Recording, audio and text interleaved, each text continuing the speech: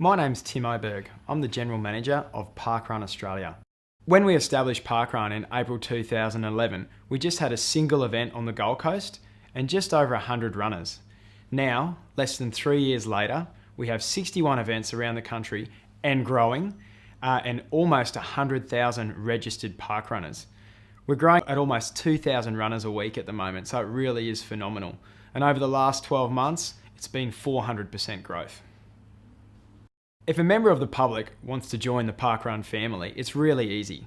They just go to our website, parkrun.com.au, click a few buttons through to the registration page, and then we just ask them some basic questions like name, email address, date of birth, things like that. And before they know it, they're registered to take part in not just any parkrun here in Australia, but any parkrun around the world.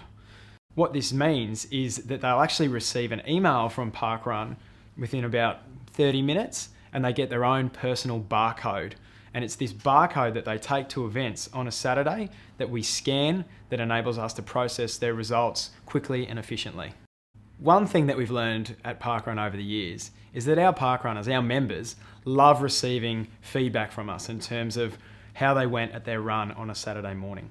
The way we do this is that within generally 12 hours of completing the run, they'll receive an email and it'll tell them their time and their position on the day.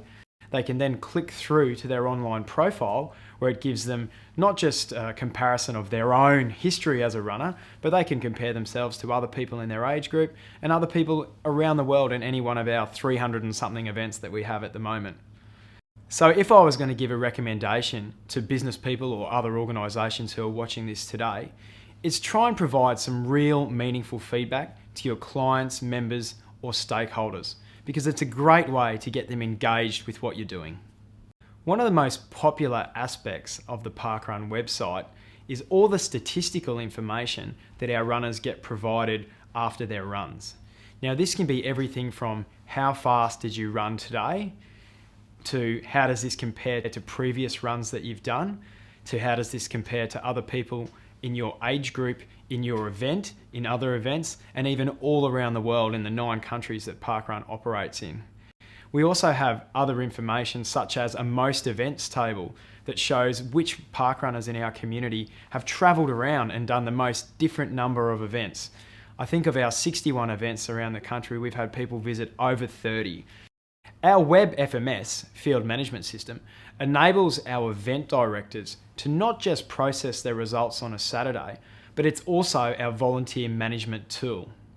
Last Saturday in Australia, we had over 500 volunteers involved with Parkrun, and all of these would have received an email roster through our web FMS system. It enables our event directors to look at who's available, who wants to volunteer on any given Saturday, and to create a roster, publish that roster on the website, and also contact all our volunteers via email, just to remind them that they're on this Saturday. One of the main elements that makes Parkrun so successful is that we combine a real offline experience, which is our Saturday morning events, with 6 other days of the week of really good online experience, everything from a newsletter to social media and everything in between. We have 3 main channels that we use to contact Parkrun Australia members. The first and arguably most important is the weekly newsletter that has been written by me, generally the day before on the Monday. When I finish that copy, I send it off to the UK in the evening, where it's morning time for them. They then drop it into the EDM template, send it back to me for a proof. I say yes or no, and then Tuesday morning, out it goes to the members. Now, to give you an indication of how, engaged Parkrun members are with this, of our 90,000 members, approximately 75% get the newsletter, and of that 75%, approximately 40% open it.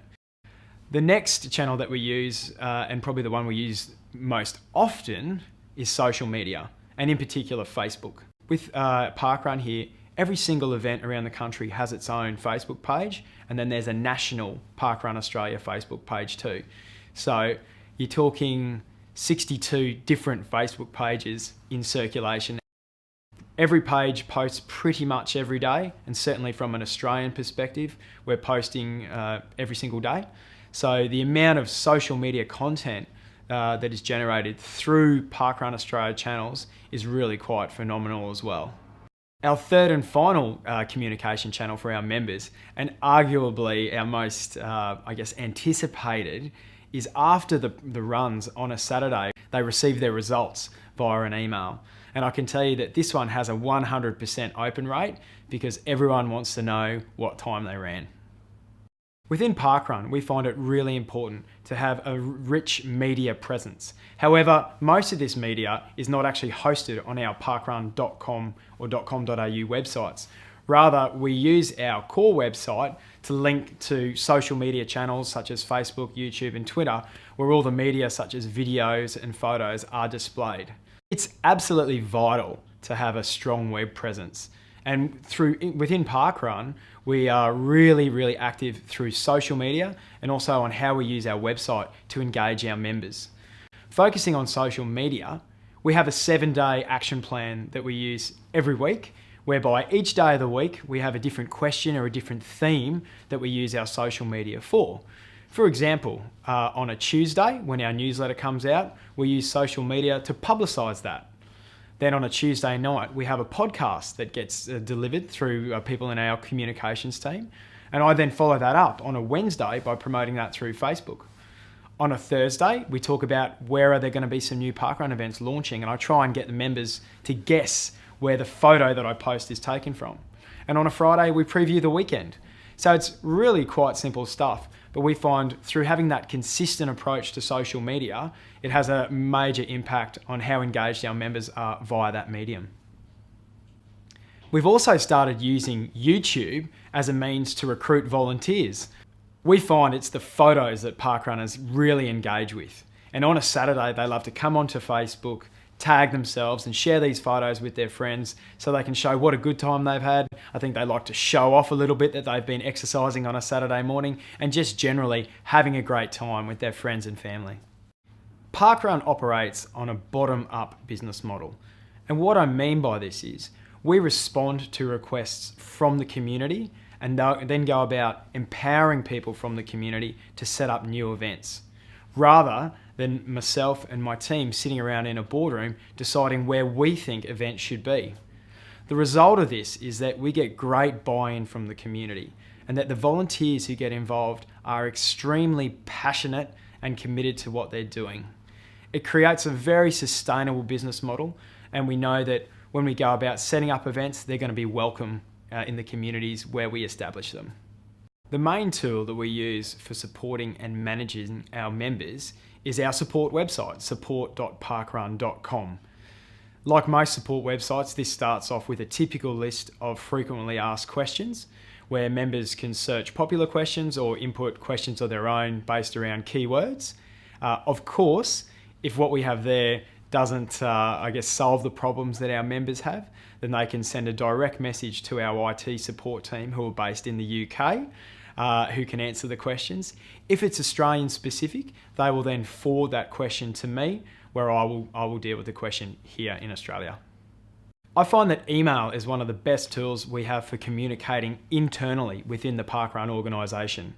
Obviously, we have email addresses for the major parts of the company. So Parkrun Australia has an email address, Parkrun UK has an email address, but each individual event also has an email address that is managed by each event director. So if I want to communicate with a specific event, I can either email them directly. Conversely, if I want to email all of my event directors, I've got a single email address that goes to a list.